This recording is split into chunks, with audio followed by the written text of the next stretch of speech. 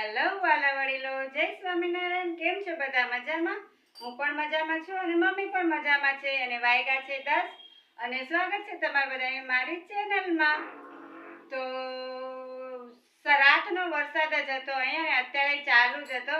બહાર શીતળામાં પૂજવા જવાય એવું નથી, કારણ કે ચાલવાનો રસ્તો જ નથી, પાણી ભરાઈ ગયું છે. એટલે હું શીતળામાં ઘરે જ જારું છું અને પૂજા ઘરે જ કરું છું. તો ચાલો આપણે બધાય મળીને કરીએ પૂજા.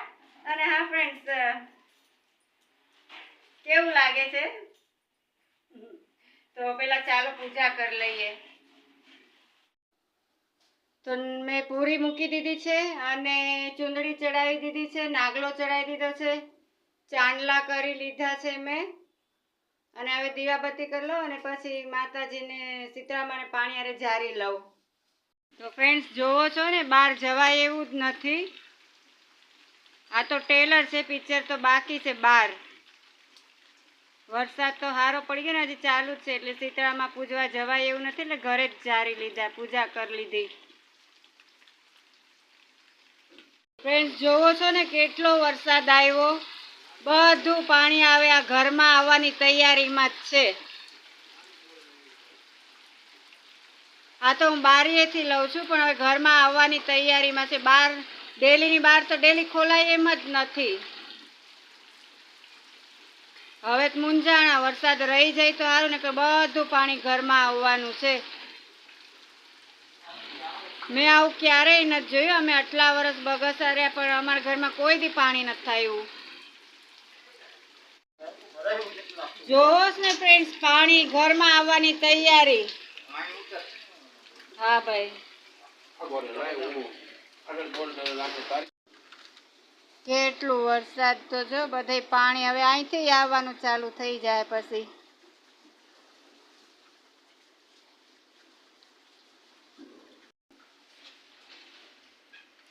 આ તો પૂર આવ્યું, પૂર બાપા. હજી થોડોક વરસાદ આમાં આવશે એટલે ઘરમાં આટલું જ પાણી આવી જવાનું છે. વાદળું ફાટ્યું ભાઈ, રાજકોટમાં વાદળું ફાટ્યું.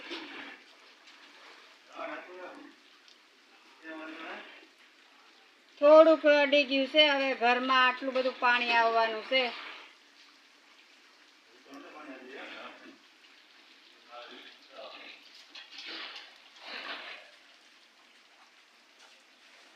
વરસાદ તો બગસરામાં જોયો તો આવો જ, પણ ઘરમાં આવું પાણી કોઈ દી નથી ભરાણું.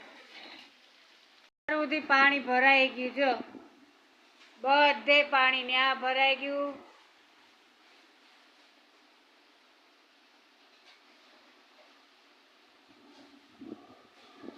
હવે મારું ફ્રીજ નો બગડે ને તો સારું, એને હું ક્યાં મૂકવા જાઉં? જો ઓલી થેલી તરે જ ખુરશી નીચે. આજો ભરાઈ ગયું ને ફ્રેન્ડ્સ, પાણી નકરું પાણી ભરાઈ ગયું ઘરમાં. ઓલા લોકો બહાર કાઢે છે, પણ પાણી કાંઈ જાય એમ નથી.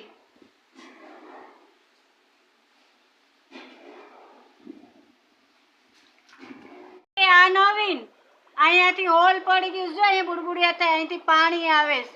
હવે તો આજે બધું ગયું. તમે ત્યાંથી કાઢો, અહીંયા કેટલું પાણી આવે છે. અહીંયા કંઈક ભરાવવું પડશે. જો હું કહું, અવાજ ક્યાં આવે છે? બુડબુડ બુડબુડ. ત્યાં અહીંયા કંઈક તૂટલું લાગે છે, તો અહીંથી આવે છે બહારનું પાણી. હાલો ભરાવી દઉં. એ માં, કેટલું પાણી ભરાઈ ગયું. ફ્રેન્ડ્સ, હવે તમે કંઈક માનતા લ્યો, દીવા માનો એટલે પાણી મારે ઓછું થાય, ને કે બધું મારું બરબાદ થઈ જાય. તો ફ્રેન્ડ્સ, વાયગા છે 2:30 અને સાતમ છે, પણ આવી સાતમ તો મારી ક્યારેય નથી ગઈ ને આવું મેં જોયું નથી. વરસાદ હજી રહેવાનું નામ નથી લેતું ને પાણી તો હજી એમનેમ જ છે બધું. મારા છોકરા 3 કલાકથી મહેનત કરે છે પાણી બહાર કાઢવાની, પણ વરસાદ રહેતો જ નથી. અને એ 3 કલાકથી મહેનત કરે છે એટલે અત્યારે આટલું પાણી છે, નહીંતર તો ગોઠણ સુધીનું ઘરમાં આવી ગયું હોય. જમવાનું આજે બાકી છે અમારે ચારેયને. પણ ફ્રેન્ડ્સ, મેં આવો વરસાદ ક્યારેય નથી જોયો. મને તો મારી વસ્તુની ઉપાધિ થાય. જીવની જેમ મેં સાચવ્યું છે, 5-5 રૂપિયા ભેગા કરી અને આ બધી વસ્તુ લીધી છે. એટલે પ્લીઝ ભગવાનને પ્રે કરો કે હવે અહીંયા વરસાદ રહી જાય અને મારું કાંઈ બગડે નહીં. હું તમને બતાવું સંડાસમાં બાથરૂમમાં બધે એટલું પાણી ભરાઈ ગયું. મેં ક્યારેય આવો વરસાદ નથી જોયો, પહેલી વાર જોયો. મારે તો બોલાતોય નથી, આંખમાંથી આંસુડા આવી જાય છે આવું બધું જોઈને. હસવું આવે છે અને રોવું આવે છે કે હવે આ રહી જાય તો સારું.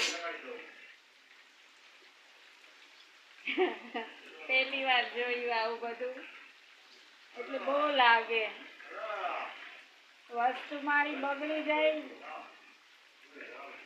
જીવની જેમ બધું સાચવ્યું છે.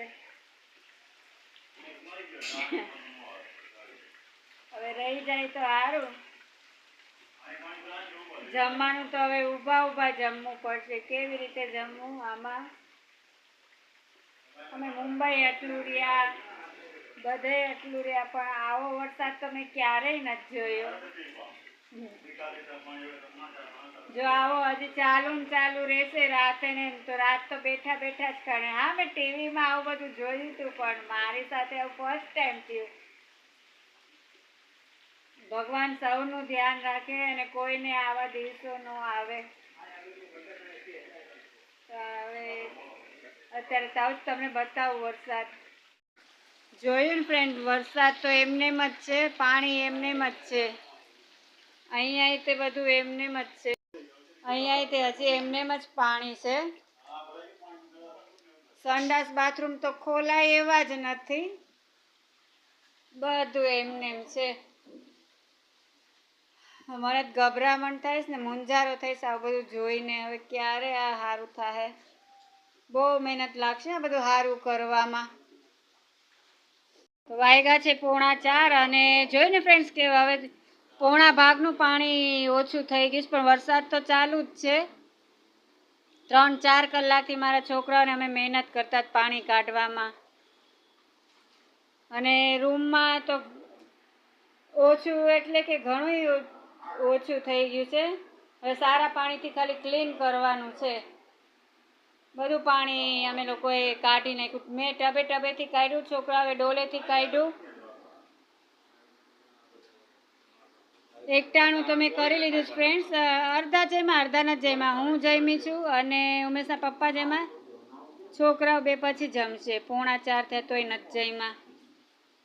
અને વાલા વડીલો પ્લીઝ કહો ને, પ્રે કરો ને ભગવાનને કે હવે વરસાદ ન આવે તો અમારે બધું સારું થઈ જાય. હાલો વાલા વડીલો, જય સ્વામિનારાયણ. તો વાગ્યા છે 5:45 અને વરસાદ આવે તો છે પણ ઓછો.